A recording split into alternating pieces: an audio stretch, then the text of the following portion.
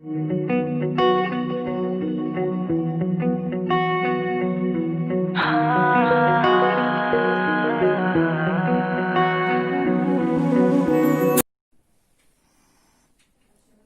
काही MCQ बघतोय आपण. The maximum or minimum of the objective function occurs only at the corner points of feasible region. This theorem is known as fundamental theorem of.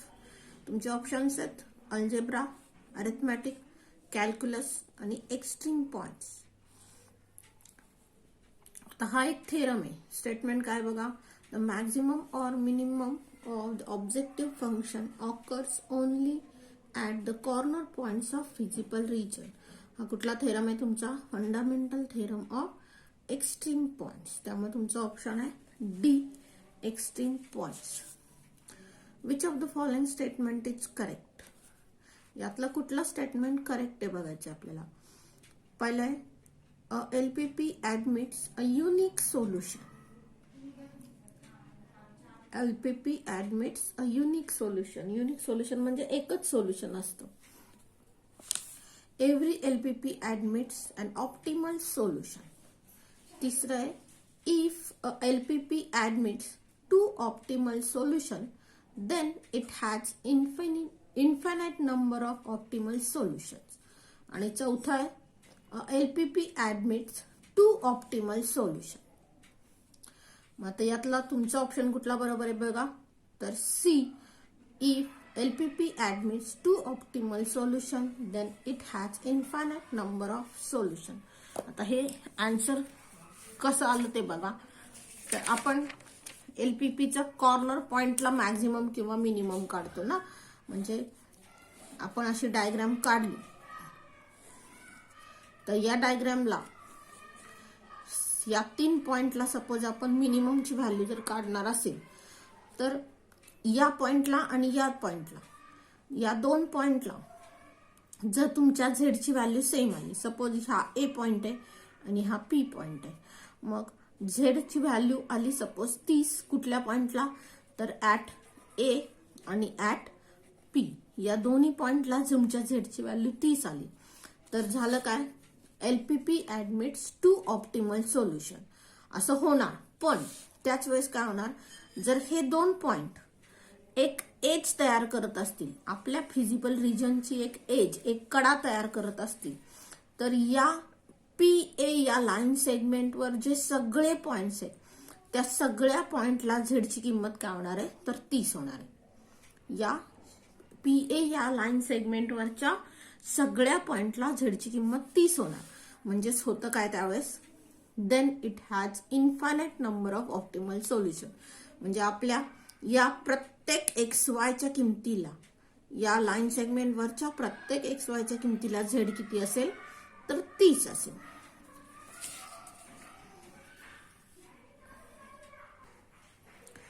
The optimal value of objective function is attained at the points. Optimal value of objective function. Objective फंक्शनची optimum म्हणजे maximum किंवा minimum value. या objective फंक्शनची maximum किंवा minimum value कुठं मिळते? तुमचे options आहेत. पहिला आहे given by intersection in equations with axis only. दुसरा आहे given by intersection of equations with x axis only. तिसरं आहे given by corner points of feasible region. आणि चौथं आहे नन. आता ऑब्जेक्टिव्ह फंक्शनची ऑप्टिमम व्हॅल्यू आपण कुठं काढतो, तर ऑप्टिमम म्हणजे मॅक्झिमम किंवा मिनिमम व्हॅल्यू आपण या कॉर्नर पॉइंटला काढत असतो. मिनिमम असेल तर हे 3 कॉर्नर पॉइंट असेल आणि मॅक्झिमम असेल तर हे 3 पॉइंट असतात. म्हणजे आपलं उत्तर काय, given by corner point of feasible region. पुढचं बघा, objective function of LPP is. तुमचे ऑप्शन्स आहेत अ कॉन्स्टंट, दुसरं आहे a function to be optimize, तिसरं आहे रिलेशन बिटवीन द व्हेरिएबल आणि चौथं आहे none of these. Objective function आहे, ऑब्जेक्टिव्ह फंक्शन ऑफ एलपीपीचं ऑब्जेक्टिव्ह फंक्शन आहे. मग हे फंक्शन म्हणजेच काय, तर एक फंक्शन टू बी ऑप्टिमाइज. या ऑब्जेक्टिव्ह फंक्शनच आपण काय करतोय, तर ऑप्टिमाइज म्हणजे मिनिमाइज करतोय किंवा मॅक्झिमाइज करतोय. त्यामुळे तुमचा ऑप्शन आहे फंक्शन टू बी ऑप्टिमाइज. पुढचं बघा, LPP is a process of finding. Options आहेत तुमचे maximum value of objective, minimum value of objective function, optimum value of objective function आणि नन. आता एलपीपीची प्रोसेस काय, तर आपण एखादं ऑब्जेक्टिव्ह फंक्शन हे मिनिमाइज करायचं किंवा मॅक्झिमाइज करायचं. प्रत्येक वेळेस गणित मॅक्झिममचं असेलच असं नाही किंवा मिनिममचं असेल असं नाही. म्हणजेच आपल्याला काय करायचंय, ऑप्टिमम करायचंय म्हणजे मॅक्झिमम किंवा मिनिमाइज करायचं. So your option is optimum value of objective function. मग ती मॅक्झिमम असेल किंवा मिनिमम असेल. बघा पुढचं, एलपीपी हॅज कन्स्ट्रंट्स ऑफ. एलपीपीचे कन्स्ट्रंट्स कसे असतील बघा, 1 variable, 2 variable, 1 or 2 variables, 2 or more variables. एलपीपीचे कन्स्ट्रंट कसे असणार आहेत, तर 2 or more व्हेरिएबल्स. आता सध्या आपल्याला 12वीला जे आहेत ते 2च व्हेरिएबल आहेत, पण त्याच्यापेक्षा जास्त व्हेरिएबल सुद्धा असू शकतात. त्यामुळे एलपीपीचे कन्स्ट्रंट्स कसे असणार, तर 2 or more variables. Feasible solution of LPP belongs to. तुमचे ऑप्शन्स आहेत first and second quadrant, first and third quadrant, second quadrant आणि ओनली फर्स्ट क्वाड्रंट. आता आपलं जे लिनियर एलपीपीचं फिजिबल सोल्युशन असतं, आपण काय करतोय, तर एलपीपीचं एक्झाम्पल सोडवतोय. म्हणजे एक्स आणि वाय जे आहेत हे आपल्या प्रॉडक्ट आहेत, म्हणजे वस्तू तयार करतोय किंवा आपण त्या विकतोय आणि त्या वस्तू या नेहमीच पॉझिटिव्ह असणार. त्यामुळे आपले ऑप्शन्स काय असणार आहेत, तर फक्त फर्स्ट क्वाड्रंट, कारण एक्स आणि वाय ची व्हॅल्यू कधीच निगेटिव्ह असणार नाही. त्यामुळे तो फक्त फर्स्ट क्वाड्रंट मध्ये असणार आहे.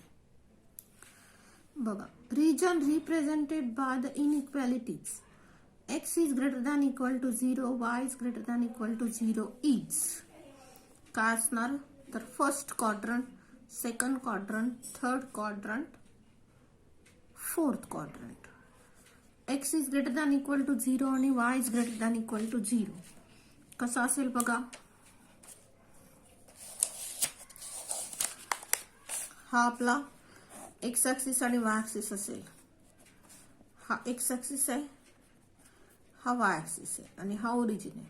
मग x is greater than equal to 0 म्हणजे आपली लाईन कुठली झाली, तर याची लाईन झाली एक्स इक्वल टू 0 म्हणजे वाय ऍक्सिसची लाईन झाली.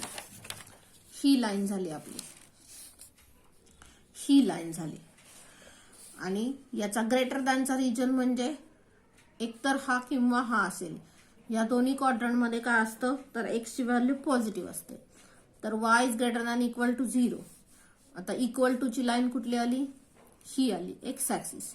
आणि वाय ग्रेटर दॅन म्हणजे एकतर फर्स्ट क्वाड्रंट किंवा सेकंड क्वाड्रंट, याच्यामध्ये वाय पॉझिटिव्ह असतो. या दोन्ही कॉमन कोणाला, तर फर्स्ट क्वाड्रंट आला. So x is greater than equal to 0 आणि y is greater than equal to चा रिजन काय आला तुमचा, तर फर्स्ट क्वाड्रंट आला. हे तुमचं उत्तर झालं. पुढचं बघा, solution set of inequality of x is greater than equal to 0. आत्ताच आपण बघितलं, x is greater than equal to 0 म्हणजे आपला रिजन कुठला आला, वाय ऍक्सिसच्या उजव्या बाजूचा फर्स्ट आणि फोर्थ क्वाड्रंट मधला. So half plane on the left of y axis, half plane on the right of y axis including y axis, half plane on the right of y axis including the points on y axis आणि none of these. मग आता कुठे येणार आपला region, तर y axisच्या उजव्या बाजूला म्हणजे राईट साइडला. So half plane on the right side of y axis including the points on y axis. त्यामुळे तुमचा ऑप्शन काय झाला, तर सी झाला. पुढचं बघा, द सोल्युशन सेट ऑफ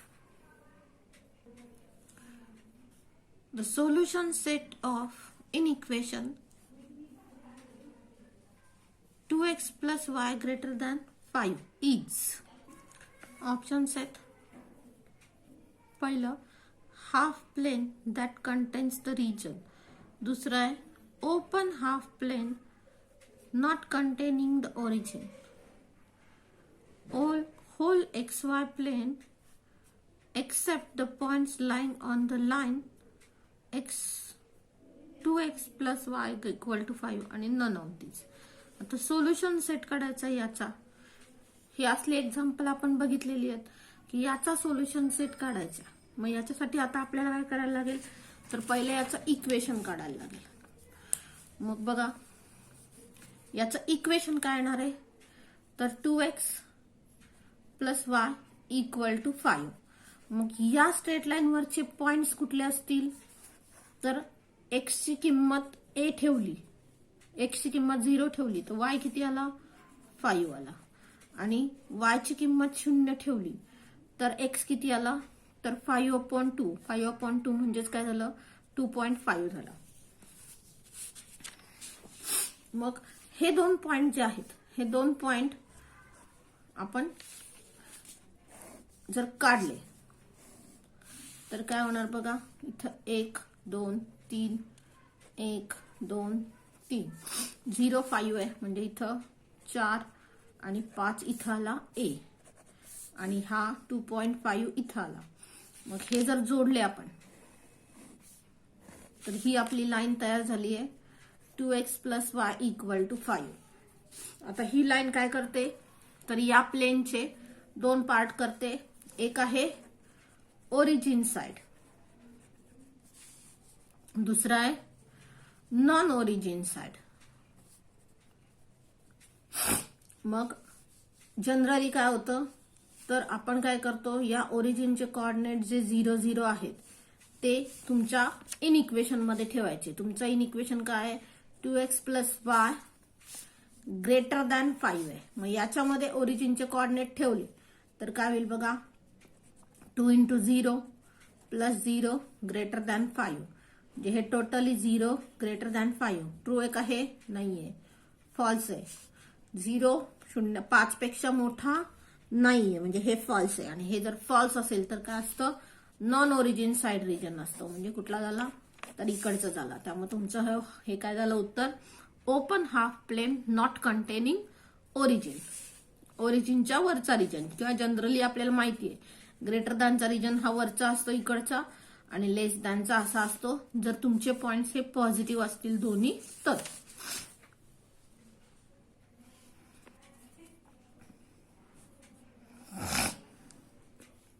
पुढचं बघा the solution set of 3x plus 2y less than equal to 6. तुमचे ऑप्शन्स आहेत half plane not containing the origin, half plane containing the points lying on the line 2x plus 3y equal to 6 and origin. पुढचा आहे xy plane except points on the line 3x plus 2y equal to 6 none of these. मग आता तुमचा in equation काय बघा 3x plus 2y less than equal to 6. म्हणजे तुम्ही straight line कुठली काढणार पहिली तर 3x plus 2y equal to 6. आता याच्यावरचे पॉइंट्स कुठले असतील पहा. एक पॉइंट आला a, x 0 ठेवला तर y किती येईल 3 येईल. पुन्हा b y 0 ठेवला तर x किती आला 2. म्हणजे जर आपण x ऍक्सिस y ऍक्सिस जर काढले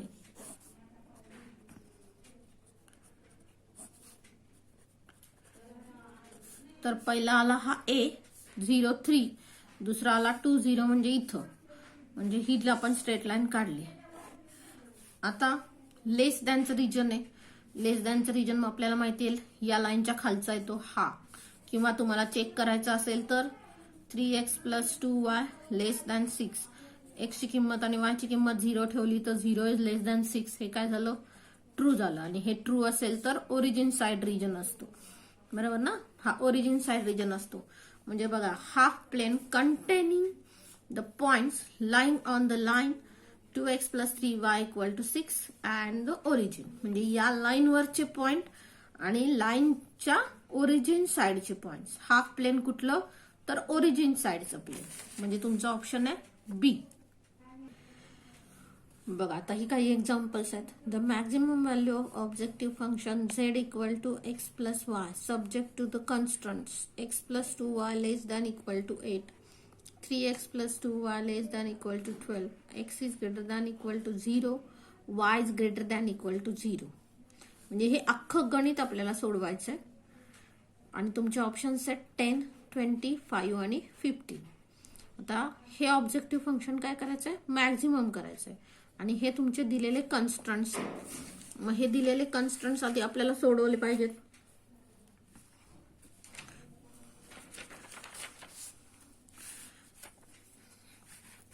बघा हा x plus 2y less than equal to 8 आहे. याची स्ट्रेट लाईन काय होईल, तर x plus 2y equal to 8. आता याच्यावरचे पॉइंट्स काय असतील बघा, तर एक असेल a, आपण म्हणूया 0, x 0 केला तर y आला 4, नंतर b, y जर 0 केला तर x किती येईल 8 येईल. तर दुसरा कॉन्स्टंट आहे आपलं 3x plus 2y less than equal to 12. याचं इक्वेशन आलं 3x plus 2y equal to 12. C point आला, x ची किंमत 0 ठेवली, y आला 6 आणि d y ची किंमत 0 ठेवली तर x आला 4. मग हे जर पॉइंट आपण जर काढले तर कुठे येतील बघा. सपोज आपण छोटी डायग्राम काढून इथं 2, 4, 6, 8, 10 म्हटलं, इथं 2, 4, 6, 8, 10 म्हटलं. पहिला A04 म्हणजे इथं आला A, B80 म्हणजे इथं आला. म्हणजे ही तुमची स्ट्रेट लाईन झाली पहिली आपली x plus 2y equal to 8. दुसरा आहे 06 म्हणजे इथं आला आणि हा 40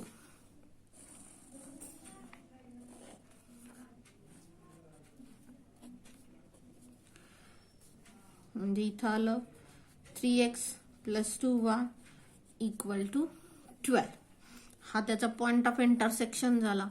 मग आता फिजिबल रिजन कुठला असेल बघा, हे सगळं लेस दॅनचं आहे. लेस दॅन म्हणजे लाईनच्या खाली असणार आहे, म्हणजे या लाईनच्या खालचा रिजन म्हणजे हा सगळा आला, या लाईनच्या खालचा रिजन म्हणजे हा आला आणि x is greater than equal to 0, y is greater than equal to 0 म्हणजे फर्स्ट क्वाड्रंट मधला हा रिजन आला की ज्याचे कोऑर्डिनेट आहेत ओरिजिन O 0, 0, हा पॉइंट आहे 4, 0, D हा P आणि हा पॉइंट आहे 0, 4, A.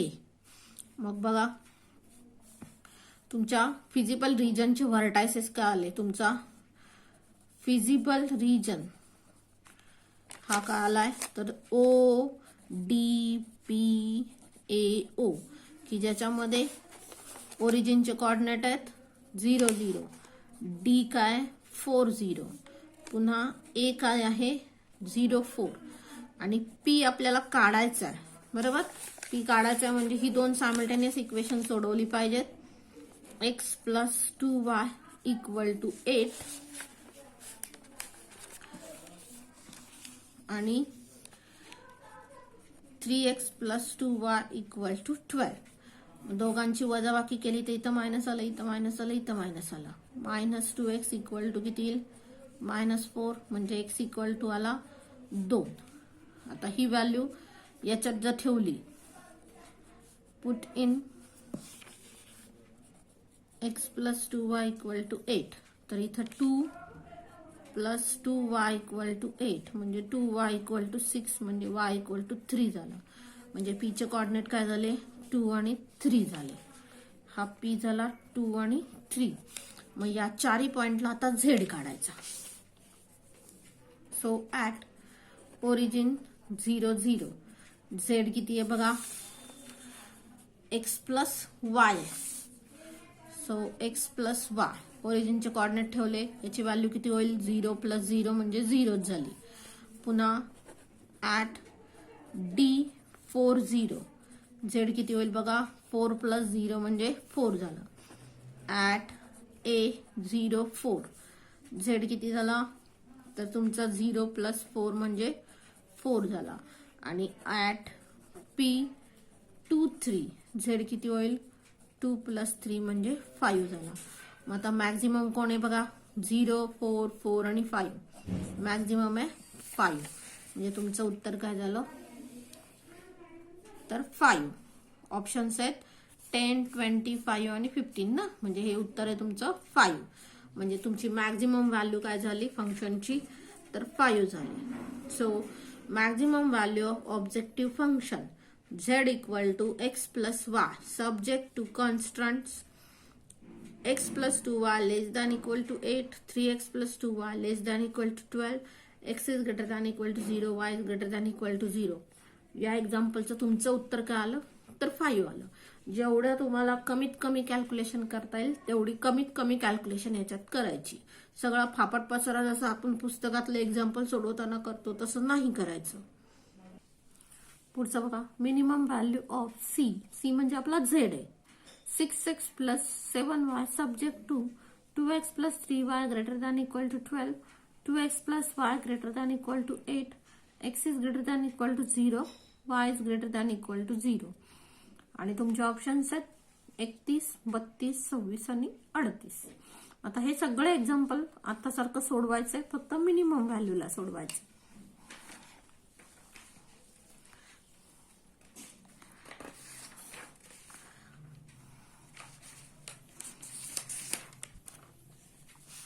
बघा पहिला कन्स्टंट आहे आपला 2x + 3y greater than equal to 12 आणि दुसरा आहे 2x + y greater than equal to 8. मग याच्या स्ट्रेट लाईन काय झाल्या 2x + 3y = 12 आणि 2x + y = 8. याचे पॉइंट्स कुठले आले बघा a x ची किंमत 0 ठेवली y आला 4, b y ची किंमत 0 ठेवली x आला 6, पुन्हा c x ची किंमत 0 ठेवली y आला 8, d y ची किंमत 0 ठेवली x आला 4. मग आता हे 4 पॉइंट आपल्याला काढायचे.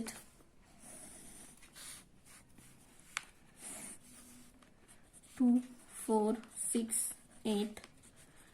डायग्राम छोटी होण्यासाठी आपण असं केलं आपले सगळे नंबर इव्हन नंबर आहेत म्हणून. पहिला आहे 0, 4 a आणि 6, 0 b.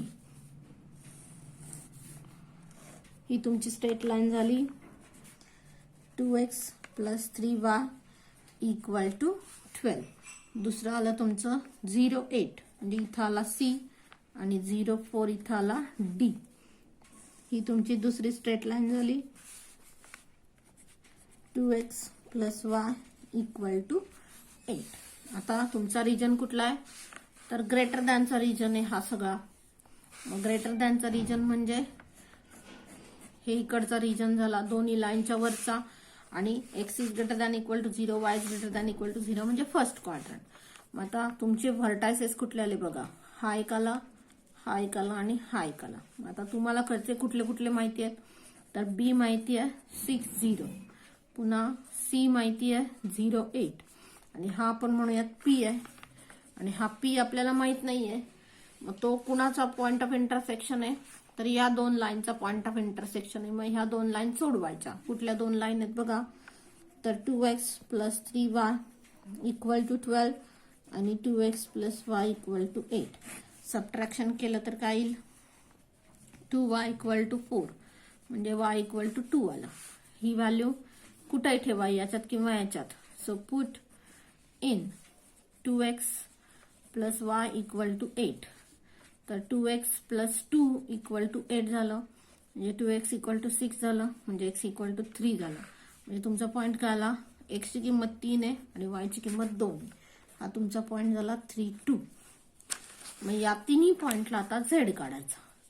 आता z किती आहे बघा तर z म्हणजे तुमचा c आहे 6x + 7y. So at B60 c किती आहे तुमचा 6x + 7y. x ची किंमत यात ठेवली तर 6 × 6 प्लस पुढचं 0 होणार म्हणजे हे 36 झालं. पुन्हा ॲट पुढचा पॉइंट आहे तुमचा C08. याच्यात C ची व्हॅल्यू कोऑर्डिनेट ठेवले तर पहिलं 0 आलं आणि हे 8 7 56 झाले, म्हणजे हे 56 झालं. आणि ॲट P32 किती होईल बघा, C6 × 3 + 7 × 2, म्हणजे हे 7 त्रिक 18 आणि हे 7 दुने 14. बेरीज किती होईल बघा, हे 2 झाले, हातचा 1 आला म्हणजे 3 झाले. आता एक्झाम्पल कुठलं आहे तुमचं, तर मिनिममचं आहे. मग यातली मिनिमम व्हॅल्यू काय बघा, 36, 56 आणि 32. यातली मिनिमम व्हॅल्यू आहे तुमची 32, म्हणजे या पॉइंटला तुमचं फंक्शन मिनिमम झालं. त्यामुळे तुमचं उत्तर काय आलं, तर 32 आलं. सो मिनिमम व्हॅल्यू इज 32, म्हणजे तुमचा ऑप्शन झाला 32. पुढचं एक्झाम्पल बघा, shaded region of x + y <= 5, 0 <= x <= 4, 0 <= y <= 2 is given by. आता या 4 डायग्राम दिल्यात, यातली नक्की शेडेड रिजन कुठला असेल बघायचं. प्रत्येक डायग्राम मध्ये बघा तुम्हाला x + y = 5 ची लाईन काढून दिलेली आहे. y हे काय, 0 <= x <= 4, म्हणजे x = 4 ची ही लाईन काढून दिलेली आहे आणि y = 2 ची ही लाईन काढून दिली आहे. मग हा लेस दॅनचा रिजन आहे. लेस दॅनचा रिजन म्हणजे काय असणार आहे, तर ही जी स्ट्रेट लाईन आहे या लाईनचा खालचा रिजन असणार आहे, म्हणजे हा या लाईनच्या खालचा रिजन ह्याचा रिजन असेल. तर याचा रिजन काय असेल, x इज ग्रेटर दॅन 0 आणि लेस दॅन 4, म्हणजे तुमचा x कसा असेल तर या पार्ट मध्ये असणार आहे. आणि y इज लेस दॅन 2, म्हणजे तुमचा रिजन याच्यात असणार आहे. या x = 4 च्या लाईनच्या लेफ्ट साइडला या बाजूला असेल. पुन्हा y = 2 च्या खालच्या बाजूला असेल. आणि परत हे आहेच आहे, x is greater than equal to 0 आणि y is greater than equal to 0, म्हणजे फर्स्ट क्वाड्रंट मधला रिजन, म्हणजे या लाईनच्या खालचा, या लाईनच्या लेफ्ट साइडचा आणि या लाईनच्या खालचा, पण फक्त फर्स्ट क्वाड्रंटचा रिजन, म्हणजे तुमचा रिजन फक्त हा येणार आहे बघा. यातला कुठलाच रिजन येणार नाही, कारण हा कुठं आला, ग्रेटर दॅनला आला. आपल्याला कसा पाहिजे, हा लेस दॅनचा रिजन पाहिजे इथला. हे सगळं ग्रेटर दॅनला आलं, त्यामुळे हे आन्सर असणार नाही. पुन्हा इथलं बघा, तुमचा y कसा आहे, 2 पेक्षा लहान आहे. इथला y बघा, हा y = 2 ची लाईन असेल तर हा तुमचा y 2 पेक्षा मोठा, म्हणजे 3 4 5 6 असा झालेला आहे, त्यामुळे हा रिजन पण असणार नाहीये. इथे बघा काय होईल, x ची किंमत 4 पेक्षा मोठी होईल बघा. या रिजन मध्ये आपल्याला x कसा पाहिजे, तर 4 पेक्षा कमी पाहिजे, त्यामुळे हा पण रिजन येणार नाही. त्यामुळे तुमचा ऑप्शन आहे हा A, ज्याच्यामध्ये या लाईनच्या खालचा पार्ट, या लाईनच्या उजव्या बाजूचा पार्ट आणि या लाईनच्या खालचा फर्स्ट क्वाड्रंट मधला रिजन हा फक्त आला. त्यामुळे सोल्युशन तुमचं हे फिजिबल रिजन झाला. याच्या व्हर्टायसेस वर तुम्हाला मॅक्सिमम मिनिमा काढायचा आहे. पुढचं बघा, the area of feasible region for the following constants 3y + x greater than equal to 3. आता हे 3y + x आहे, म्हणजे आपलं इक्वेशन काय झालं, आपण x आधी वाचणार. So x + 3y greater than equal to 3, x is greater than equal to 0 आणि y is greater than equal to 0 will be A bounded, B unbounded, C convex and D concave. मग आपला region कसा असेल बघा,